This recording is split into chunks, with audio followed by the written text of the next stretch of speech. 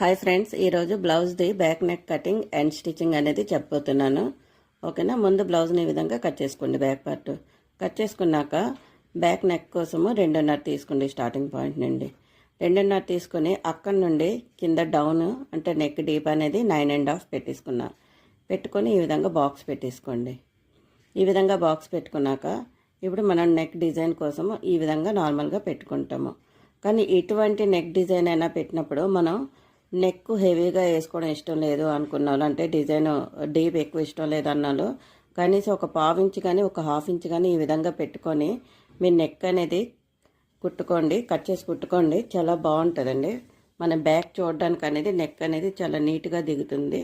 ఓకేనా. అదే neck deep బాగా వేసుకునే వాళ్ళకి అలవాటు ఉండేవాళ్ళు 1 ఇంచ్ కానీ లేదంటే 1.5 ఇంచ్ కానీ పెట్టుకొని మీరు నెక్ డిజైన్ కట్ చేసుకోండి. కట్ చేసుకున్నాక కుట్టుకొని వేసుకుంటే మాత్రం చాలా ఎక్సలెంట్గా కనిపిస్తుందండి ఈ నెక్ డిజైన్ అనేది. ఓకేనా. తర్వాత ఇప్పుడు మెయిన్ క్లాత్ మీద లైనింగ్ని ఈ విధంగా వేసేసుకోండి. వేసుకొని అక్కడక్కడ పిన్ పెట్టేసుకోండి. పిన్ పెట్టుకున్నాక ఇప్పుడు నెక్ అనేది స్టార్టింగ్ పాయింట్ నుండి ఈ విధంగా స్టిచ్ చేసుకుంటూ రావాలి. ఎక్కడైతే మనం మెయిన్ కరువు తిప్పాలో ఆ షేప్ అనేది వచ్చే దగ్గర తిప్పుడు అక్కడ సూదిని ఈ విధంగా పెట్టేసుకొని పాదాన్ని ఎత్తుతూ దించుతూ ఈ విధంగా స్టిచ్ చేసుకుంటూ నెక్ని వచ్చేయాలి. ఈ విధంగా నెక్ స్టిచ్చింగ్ అయిపోయాక ఇప్పుడు కింద నడుము ఉంటుంది కదా, నడుమును కూడా స్టిచ్ చేసేసుకోవాలి. ఈ విధంగా కానీ మనం పైన నెక్ కింద నడుము స్టిచ్ చేసుకున్నాక ఈ విధంగా మనం టర్న్ చేసుకుంటే మనకి బ్లౌజ్ అనేది తొందరగా అయిపోద్దండి ఈ పద్ధతిలో కానీ కుట్టుకుంటే. ఓకేనా. ఈ విధంగా కుట్టుకున్నాక ఎక్స్ట్రా క్లాత్ ఉంటుంది కదా, దాన్ని కట్ చేసుకున్నాక దారం కట్ అవ్వకుండా మనం ఎక్కడైతే నెక్ షేప్ కావాలో మనం అక్కడక్కడ చిన్న కట్స్ అనేది చుట్టూ పెట్టేసుకోవాలి. పెట్టుకున్నాక టోటల్ బ్లౌజ్ని ఈ విధంగా టర్న్ చేసేసుకోవాలి.